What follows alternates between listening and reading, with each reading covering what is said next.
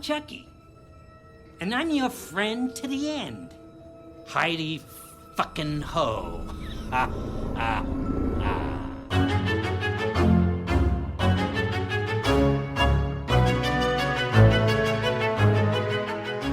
And welcome back to Chucky Queers. It's our weekly coverage of Don Mancini's Chucky series on Sci-Fi, and we are up to episode 3. I'm Joe. And I'm Trace. And yes, episode 3 titled Hail Mary. And I think I figured out what we're doing here, Joe. I think we are going to be alternating episodes with the kids and with Tilly. Yeah, it was a little bit funny considering how much time we spent speculating at the end of last week's episode. You know, what is Glenda going to be like? Why is Tilly trying to cover up the murder in front of them and so on? Guess we'll get to wait an extra week because they're not telling us in this motherfucker. As soon as I realized, I was like, oh, we're not going to pay off that climax from last week's episode. Okay, bold move. It makes me want to keep watching, but bold move. Damn you, drawing it out. I know. I just because, they know we've been waiting, 20 years almost to see Glenda return. But nevertheless, they are not in this episode. We have a kid-centric episode at the Incarnate Lord School for Children. We're fucked up. School for bratty children. Yeah, so I know it probably sounded like I came down a little bit hard on last week's episode. I'm happy to report that this episode did work a little bit better for me. And I think in part because one of my bigger issues, aka shitty Trevor, has been dealt with, and I'm super happy for that. Wasn't it funny, though, that I predicted his death in the second episode when we discussed the first episode? And oops, no, we get him in the third episode. I mean, all things considered, your timing is pretty good. Yeah. I think in addition to that, which I will confess I did not expect to happen this early. I really did think we were going to drag this bullshit out.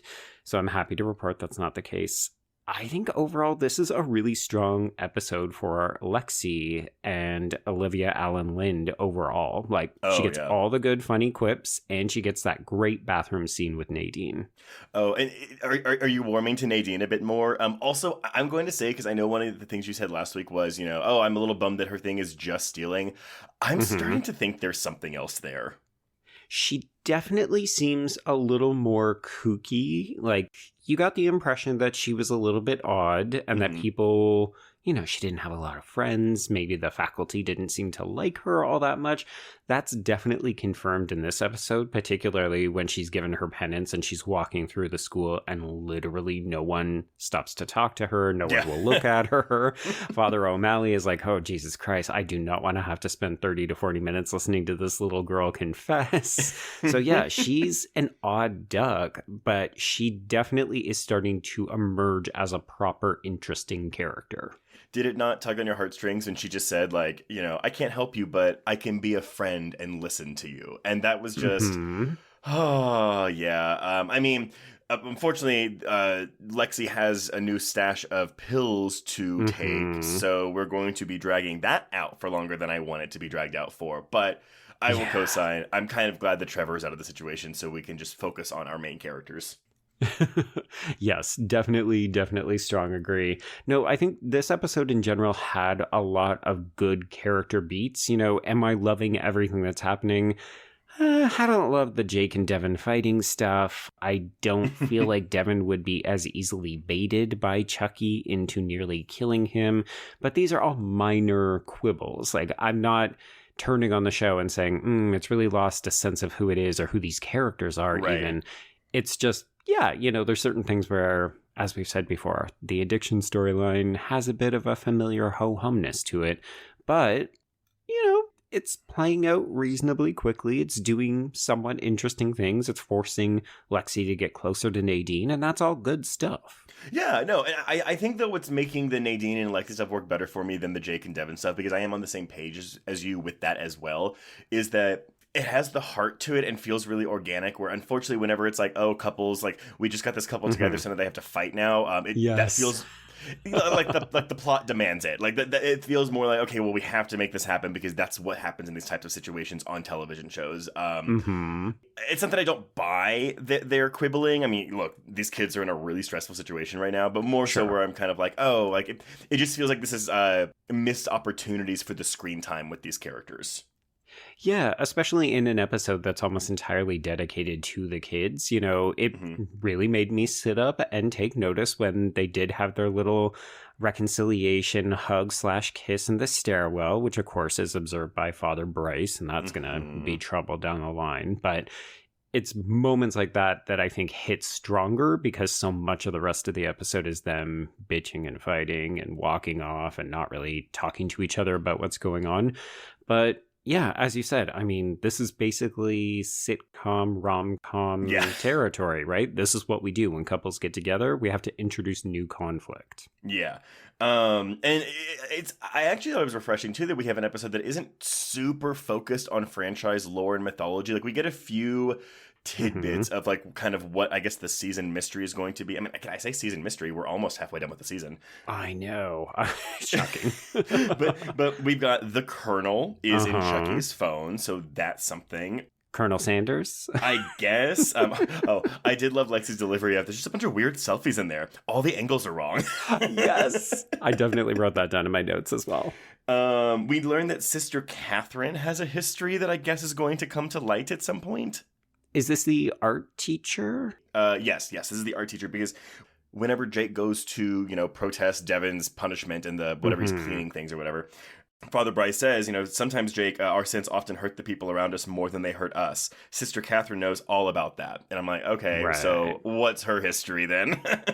Yeah, she is an interesting character because we're not getting as much of Sister Ruth as I had maybe hoped, considering the actress who's playing her. But that may just be like a queer Hannibal thing where I'm just like, give me more.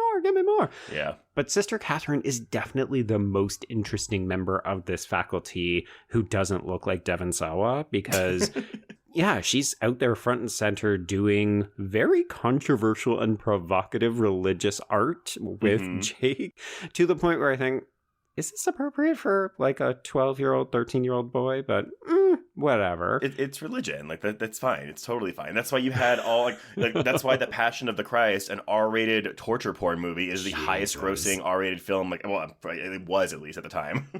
Take the kids to see it this Easter, everybody. Literally, that's what we did. Oh wait, I'm sorry. It was Ash Wednesday. It came out on Ash Wednesday, so I was 40 days early for that. My God, talk about sacrilege. But Sister Catherine, interesting. Curious to see where that's going to go. Obviously, we're laying on the guilt trip very heavily this entire episode. Father Bryce is telling everybody and their dog up and down the street, you got to atone, you got to ask for forgiveness, you got to forgive the people who sinned you in order to move on. To which I think, okay, we're obviously playing into that with this aversion therapy that we're doing with the Chucky that they've captured. And I have thoughts about that. But yeah, I have no idea where we're going with Father Bryce, and that's both curious and frustrating. Yeah, I agree. But yeah, let's go back to this aversion therapy. So, we're continuing our horror movie references this week. We're doing a Clockwork Orange here. With barrettes. And we're just showing him The Thing over and over and over again, I guess. It was The Thing in a couple of other movies. Yeah, I was trying to figure out, like, I'm sure someone will do, a slash film article about all the films referenced in that aversion therapy scene. Right. But it's interesting. I mean, I wrote about this for my Queer Horror of Chucky article this week because I'm fascinated by the idea that we've used what is traditionally a weapon against the queer community against a tormentor, in this case, Chucky. So it's I don't know. It's an interesting inversion, and I think that Don Mancini and company know exactly what they're doing by referencing it. I am in complete agreement. It is a little bit ridiculous that Chucky is converted after a night of this, but again, that leads into the ridiculous cartoony camp factor of the series. Trace, have you ever marathoned my Little Pony for 24 hours, you would be converted too. Oh my god, it's like in Addams Family Values, actually, whenever they make Wednesday and Pugsley and David Krumholtz just watch Disney movies all day to make them nicer. Science, it works. But yeah, no, I think for casual, maybe even non-queer viewers, like that, this might go over their heads. But yeah, anyone who is queer, who has seen, any Ryan Murphy property, who loves to put in aversion therapy to things, right, this will be immediately recognizable. And I love that we're doing the switcheroo here. Although I'm a little surprised we're not saving it for, let's say, Father Bryce. Well, okay, so maybe to combine these 2 points together, do you feel like there may be a reveal down the line that Father Bryce is a secret queer? I honestly kept thinking that last week. I didn't say this because I was like, well, that's not what happened. But I got weirdly, I don't want to say pedophilic vibes, but it felt like Father Bryce was being just off with when he was talking to Jake. Now, granted, his reaction to seeing Jake and Devon this week may have quashed that for me, but I don't know. I got weird repressed vibes from him last week, and I don't know if it carried through this week for me.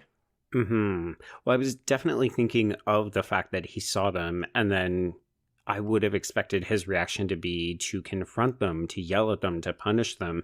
And instead, he seems more interested in the missing Chucky doll. And maybe this is just misplaced, or he's just not, like, he's saving it for later or something like that. But I definitely got the impression, I don't know, in an episode that's really dealing with guilt and penance and confession, it seemed a little weird that Father Bryce wasn't more forthcoming with what he saw. I mean, honestly, I hope you're right about this and that I'm wrong, because I would, again, love to see more queerness in this show. Unfortunately, I feel like I'm thinking that, oh no, he's just an evil douchebag, and he's going to try to, like, he's not going to confront them about it. He's going to try to do things to fuck with their heads about it.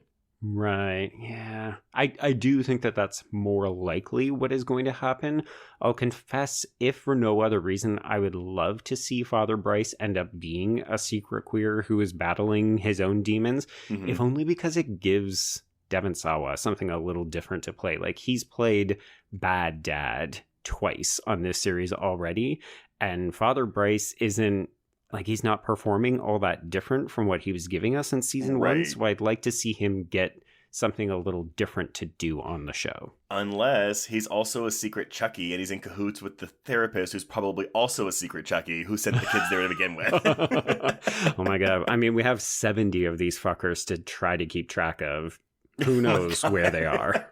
I mean, obviously we saw that Hulk Chucky got delivered. That's how we got rid of Trevor. And then he shows up at the end, so we know there's at least 2 at the school now. So what do we think of Hulk Chucky? So is this giving you, like, Gremlins, the new batch vibes, where we're like, oh, we're just going to be getting different types of Chuckies now? Maybe. I mean, it was unexpected. It actually took me a full moment. Like, I didn't realize that Chucky looked different when he killed Trevor. And folks, glimpse behind the curtain, we're seeing advanced screeners of these, so not all of the effects and not all of the ADR has been done. So we don't actually know what Brad Dourif's Hulk Chucky voice sounds like, because it had not been finalized when we recorded this episode. It's just some guy just like talking with that kind of a voice. But yeah, and you know, we get to see puppeteers in plenty of scenes as well, which is always really fun. Oh, it's so fucking delightful. I would watch all of these episodes just with them in it the whole time. Like, it's very entertaining. But now I want to go back and rewatch this, though, because, I mean, yeah, whenever Trevor gets his heart punched out of his chest, it's partially done CGI, but we don't know what the final product looks like. So now I want to go back and watch it, like, when it airs, to see what it actually looks like. Yeah. But to come back to your question about Hulk Chucky and the different dolls, I do think that would be a fun way to do it. And of course, when we covered Cult of Chucky with Don Mancini himself, that was one of the fun things that I had completely forgotten about on that rewatch. Yeah. I was like, oh, right, we did try to distinguish these Chuckies. So we've got the totally fucked up burnt Chucky, we've got the bald Chucky, we've got crew cut. Basically, we've always had different derivations of Chucky, but I like the idea of physically distinguishing them. Now I just want a vegetable Chucky and a lightning bolt Chucky and a lady Chucky. Yes, lady. Well, I guess Lady Chucky is Tiffany. But... or Glenda. We shall find out. But yeah, okay, well, so I guess for next week, I'm pretty sure we're going to finally finish this cliffhanger with Glinda. We're going to go back to the world of Tiffany and Jennifer Tilly and Nika. Right, yes. Apart from that, I have no idea. I don't think we'll leave the kids behind entirely because it'd be hard to lose them for an entire episode. We can go without Tilly and Nika for a bit, but I think we can't lose the momentum of what's happening with the kids. You could be right. I think you probably are right. The only way I would think you aren't is if this is meant to be like, this is Glinda's episode. So we're going to get like, where has Glinda been the entire, like for the past 20 years or whatever the fuck, you know? So it might not be just Tiffany and Nika and Tilly because we're also getting catch up with Glinda. Right. Yeah, that actually could happen. Because part of what I've noticed is that by this point in season 1, I think we had started to get flashbacks to Charles Lee Ray's backstory.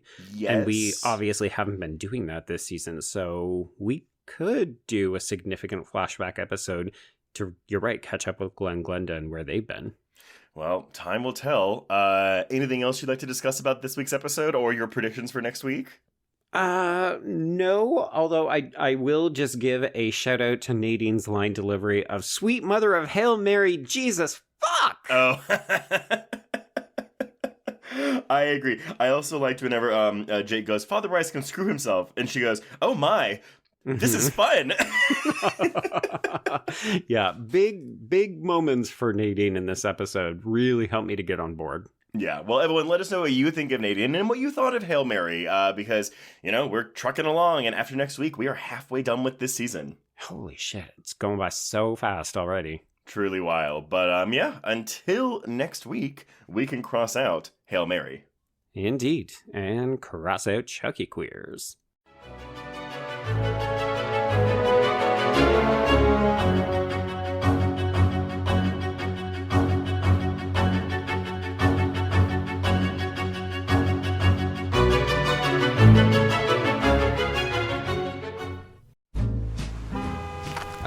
Atlas Avenue, a long stretch of road that encompasses everything the city of Kennett Heights has to offer.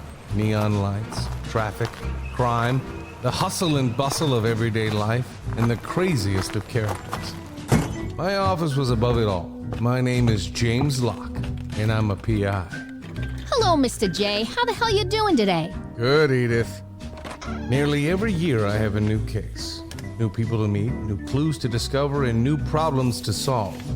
But I do it the old-fashioned way. No technology. Nothing post-1950. Hell, I don't even listen to podcasts, but you should.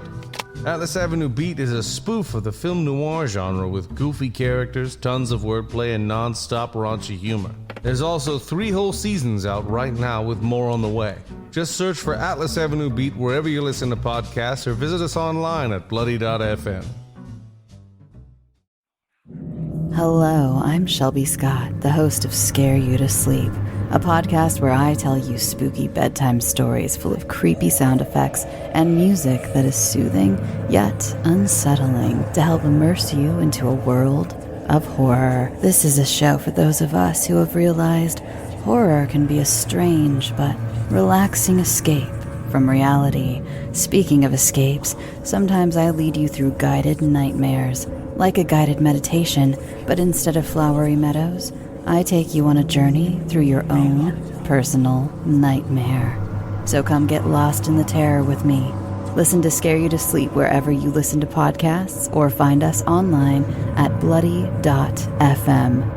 Sweet screams.